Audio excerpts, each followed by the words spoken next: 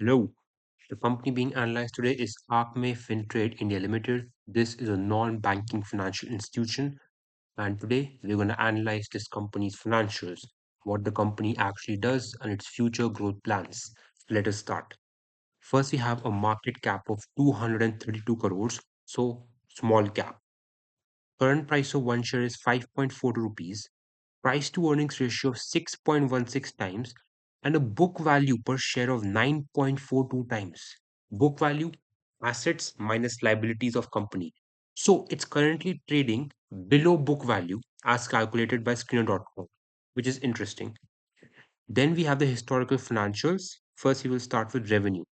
So here we see a trend across everything. In fiscal year 22-23-ish area, we have a down, then we have a up from there. So revenue was 88.38 crores in fiscal year 21, slipped to 67 crores in fiscal year 22, and eventually rose to 102.72 crores of revenue in fiscal year 25.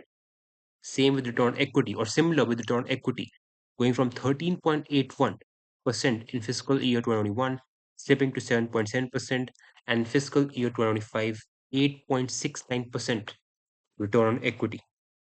Then let us go to profit after tax and profit below tax. So let's go to profit after tax, which is this one, the lower one. It went from 16.7 crores in fiscal year 21, slipping to 4.33 crores, and then rising rapidly to 33.23 crores of profit after tax for fiscal year 25. Quite a rapid rise from like even 18.5 crores in fiscal year 24 alone. Then NPAs, non-forming assets. What percentage of the bank's loans are now becoming non-performing? Basically, the person who took the loan is unable to pay back interest on that loan. So gross NPAs and net NPAs. Let's take a look at net NPAs. Net NPAs went from 4.05% of total loans, declining all the way to 1.27%. So lower this metric, the way better in terms of the health of the loans the company gives out. So, okay, good thing, declining non-performing assets and at least rising profits in the near time. Okay. Now, what does the company actually do? Company snapshot. Akme Fintrade India Limited is a RBI registered leading non-banking finance company dedicated to transforming rural and semi-urban finance in India. Okay, NBFC, which location? Rural India and semi-urban India. Okay. The current assets under management. So assets, what are the assets? Loans it has given out. And here we see 62% of its current loans under management come from Rajasthan, 14% Gujarat, 16% Maharashtra, 7% Madhya Pradesh. So a lot of concentration in Rajasthan alone, and four states making up most of the, I guess, almost all of the loans. Okay. Then it currently has a presence in five states. So one more state it has a presence in, 29 branches. Okay. 300 staff members, 2 lakh plus customers have been served. And here you can see the number of branches. So remember this 2 lakh number. Okay. I think it will come useful later. Then first half of fiscal year 26 performance. Here we will get some important info. First, take a look at this. 767.46 crores of assets under management. So total loans outstanding right now, like the loans of the company which has given out, Akme Fintrade has given out 767.46 crores. Then amount disbursed. So amount of loans actually given out in the first half of fiscal year 26 was 227.62 crores. Okay. 5,102 new loans were disbursed in quarter two of fiscal year 26 alone. They currently have a net worth of around 401.92 crores. And not currently, this is as of September 25. So my fault, September 25. Then you already saw this 29 number of branches. Look at this 100% secured loan book. So all of its loans are backed by some kind of a collateral. Fine. Average ticket size of the loans dispersed in the first half of fiscal year 2026. And by the way, first half means quarter one plus quarter two combined. So 1 to 1.5 lakh rupees is the average size of the loan. Then 53,000 live accounts the company currently has, and 75% average loan to value. So, like loans right now are 75% of the collateral offered. Fine. Then gross NPAs were 2.96% in first half of fiscal year 26, and net NPAs were 1.43% in the first half of fiscal year 2026. So pay attention to these numbers, okay? See the trend in these numbers. Credit cost was 0.43%. Again, keep seeing the trend in these numbers. The credit cost is important also. Provision coverage ratio is 51.5%, which seems quite lower compared to like traditional the top banks like HDFC, ICICI. But capital adequacy ratio is like 51.68%, which is way, way higher than again HDFC Bank, ICICI Bank. So maybe it balances out. But keep attention to this number and this number. Then net interest margin, 12.81%, pretty high. Return on average assets of 5.35%, and return on average equity reaching 10.03%. That's a nice return on average assets. Then borrowing profile. Now, in order to give out loans, it has to get the money from somewhere. So the company doesn't take deposits. It actually takes loans to give out loans. So its average rate of borrowing is 14.22%. That's how much interest it pays on its loans. Okay. Then we got two more statistics. First, disbursements in crores. How much loan was actually given out? Okay, remember, in the first 2 quarters of fiscal year 26, 220-ish crores of loans were given out. You can see the massive growth in number of loans given out because this number was just 97 crores in fiscal year 24 and 253 crores in the all 4 quarters of fiscal year 25. Then borrowings outstanding. I believe these are the loans the company has taken, okay? 281 crores in fiscal year 25. Again, there's a downtrend, then an uptrend, then an uptrend. Then total assets, okay, total assets are also increasing, reaching 675 crores in fiscal year 25, or 436 crores in fiscal year 24. Earnings per share also increasing, 8.28 rupees in fiscal year 25, 5.85 rupees in fiscal year 2024. Then here we can get some more statistics. So this is gross NPAs, net NPAs, which you already saw. Net worth, we can see this is 400 crores, 300 crores. You can see it steadily rising. Okay, it's like below 200 crores in fiscal year 22, rising to like almost 200 crores and more than 200 crores, then close to 400 crores in fiscal year 25. The net interest margin, you can see this is also rising. See, it's less than 8% fiscal year 22 and reaching almost 10%, more than 10, and crossing 12%. Return on assets, you can also see around 1% fiscal year 22 and rising to like 6%. I think that's 6%. Is that 6%? No, my eyes are dead. It's 4%. 4%. And it's rising to like almost 6% in fiscal year 25. So net interest margin is rising. Return on the assets of the company is rising. So that's a good thing. That's a good thing.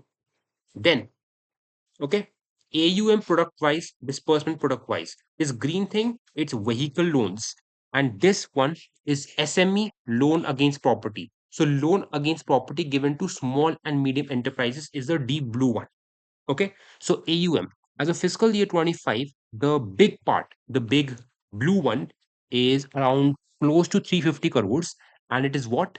It's SME LAP, so loan against property given to small and medium enterprises. So that's the insight we get. Okay, that's the insight we get.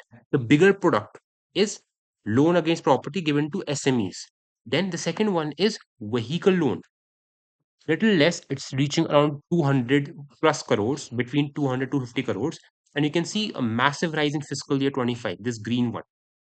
Then disbursement product wise, so as you can see there's a massive jump in fiscal year 25 disbursement of vehicle loans, which is why there was again massive disbursement happened, because of which massive jump in AUM happened. So we got insights about two of the loans it gives out, two of the loans, and which one is bigger. And let us see which one continues to be bigger or becomes bigger. Then here we have the debt to equity ratio declining. Okay, we see a steady decline. Lower this, the generally better. Capital adequacy ratio. This is like what you can say a metric used to see the health of a bank, health of a non-banking financial institution or lending institution. See the health. The bunch of parameters which are used to see if the bank, is safe or not, if it goes into a bank run, stuff like that. Seeing the quality of loans, if loans go bad, can it actually pay that loss? Can it cover that loss?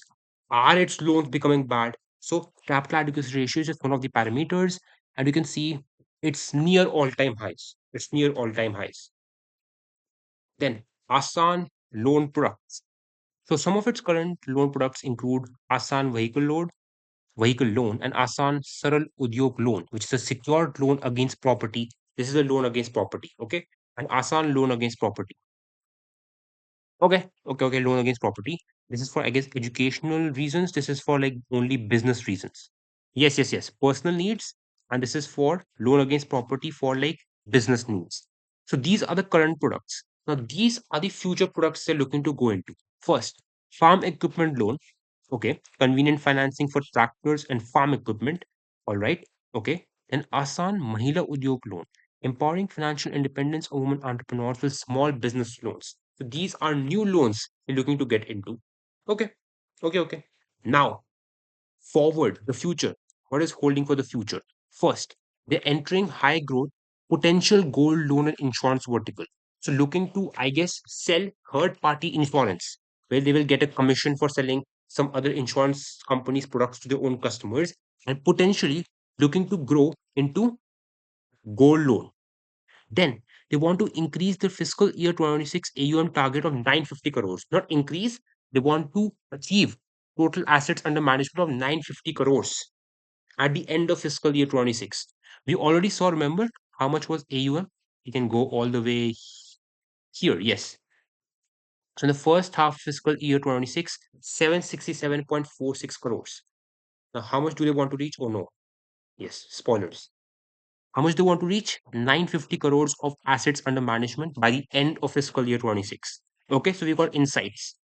Uh, Gold loan insurance vertical. Then they want to increase their dealer network, double their current relationship. They want to serve 5 million customers or have 5 million customers by fiscal year 2030. So weren't they like serving 2 lakh customers? They want to now service 5 million customers, going from 200,000 customers to 5 million customers. So basically, they're targeting high growth. That's the thing. Visionary goal position as India's premier rural centric digital lending platform. Okay, so digital lending platform, but again, rural and semi urban. That's the places they want to focus on. Okay, and some more strategies. Key focus on vehicle loans. Okay, focus on vehicle loans. Then exploring opportunities in low gold loans. Again, only exploring opportunities, seeing the opportunities. Then expanding sustainability financing, focusing on increasing your network, planning to raise funds through non-convertible debentures, NCD, and ECB? I have no idea. Then launching insurance sales and verticals, which brings us into a new point. The company has received, okay, it's launching an insurance sales and distribution division, and it has received an IRDAI license, an insurance regulatory and development, okay, a license from the Insurance Regulatory and Development Association of India, IRDAI, which I guess now allows them to sell third party insurance. So from what I remember, they're not selling their own insurance, they're not insuring others, but they're selling third party insurance. Strategic expansion to use current network to cross sell products. They already have customers, so they can just sell this additional product and make more money. This will help them diversify revenue stream beyond traditional lending, and it enhances product offering as a one-stop solution, rising up in the value chain.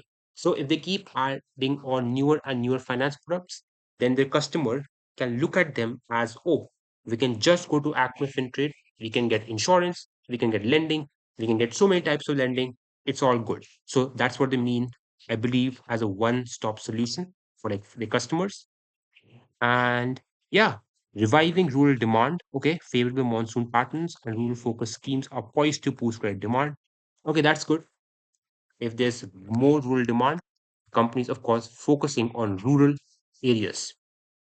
And favorable interest rate outlook, a front loaded 100 basis points repo rate cut in current year 25 is set to enhance margins and profitability, creating a supportive environment to expand into insurance.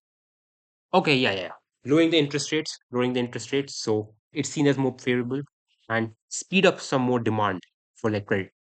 So this was Acme Fintrade Limited. Let us see if they can keep reducing their non-performing assets percentage, and let us see if they can keep growing their profits and achieve their future targets and maybe go into new businesses.